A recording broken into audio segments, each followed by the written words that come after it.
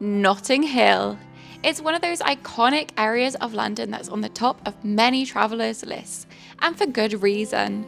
Home to pastel-hued houses, quaint little Mews streets that are a dream for photographers, and plenty of mouth-watering eateries, you can easily spend an entire day exploring this London neighbourhood. In this video, we'll show you all of the best things to do in Notting Hill, as well as some hidden gems and top travel tips.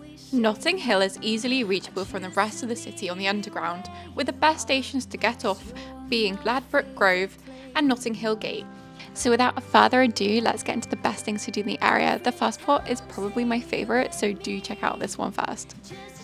Tucked away down a little side street, not far from Portobello Road, you'll find St Luke's Mews.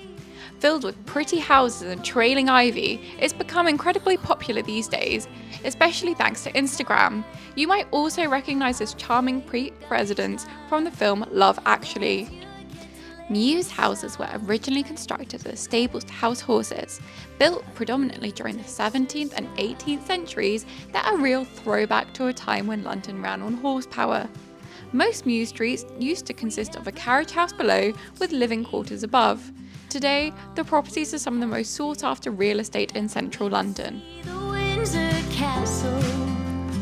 Try out fish and chips. I'd like to catch a flight to northern France, sip some nice champagne. Notting Hill is not just an area of London, but also the name of an iconic British movie. It's one of those movies you find yourself watching over and over again. A quintessentially British rom-com, any viewing of this film can't help but make you feel a little bit better. And so one of the best things to do in Notting Hill is to stroll around and scout out movie filming locations. Unfortunately, the lovely little bookstore owned by Will in the films is not real. However, it's said that the nearby bookshop, by the name of the Travel Bookshop, was the inspiration for the film store. Sadly, the Travel Bookshop closed due to rising rental costs in the area. Luckily, there's another bookshop that you can visit called the Notting Hill Bookshop, which even has its very own blue plaque outside to demonstrate the connection with the Notting Hill film. Nearby, 280 Westbourne Park Road served as William Thacker's house. The interior of the private residence with a blue door sadly can't be visited. However, its beautiful facade can still be admired from the outside. And you'll commonly see people taking their photo with this door.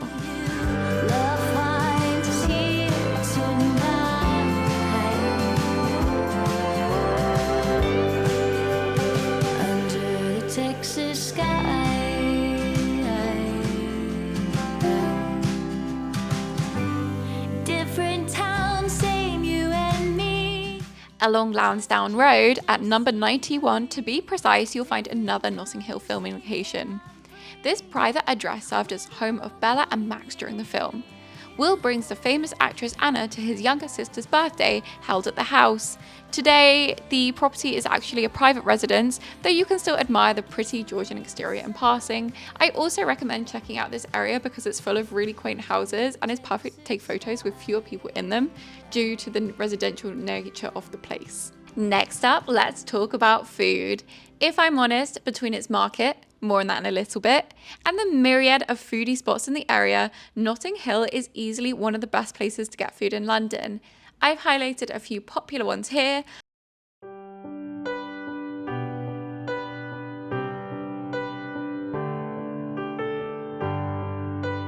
But we personally opted to eat at Portobello Garden Arcade. It was a bit pricey, as with many things in the area, but I thoroughly enjoyed my spicy arrabbiata pasta served together with an ice-cold limoncello spritz. The terrace was also a really welcome surprise, as it was quite warm that day and we wanted to shelter for the sun a little bit, but we liked sitting and having, the sun on us, but in the conservatory. Next up, let's talk about the moment you've all been waiting for, Portobello Road Market. Is there anywhere in London more photogenic than Portobello Road? The antiques, the quaint, candy-coloured houses, the quirky cafes. It's a vintage lover's dream. The main market day is a Saturday, and so I highly recommend going on that day if you're looking for a particular treasure. Until 1850, Portobello Road was little more than a farming lane on the outskirts of London.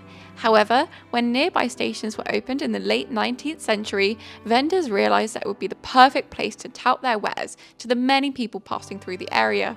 By the 1950s, the Saturday market had gained worldwide notoriety as the place to go if you wanted to find some great secondhand clothing or a rare antique at a good price.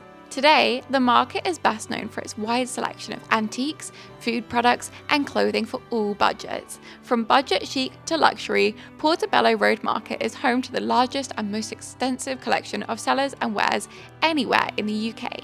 Annually, tens of thousands of visitors flock to the area to see the iconic shopfronts and witness the cries of their vendors.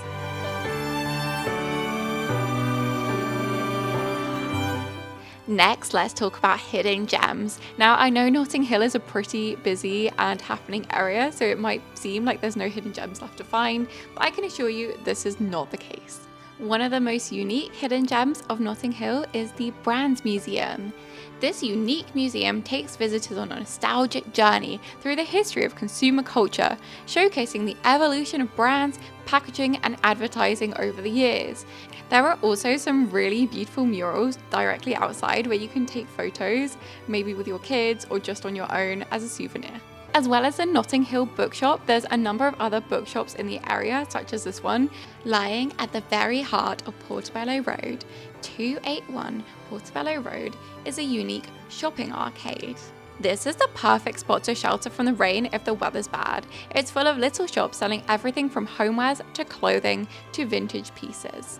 Last but not least, the very last spot I want to mention in this guide to Notting Hill is Portobello Green. This beautiful green park boasts a whole variety of greenery and is a great space to escape the hustle and bustle of everyday life. I really recommend coming here if you just want to finish your coffee or something. And if you've made it this far, thank you so much for watching and see you next time.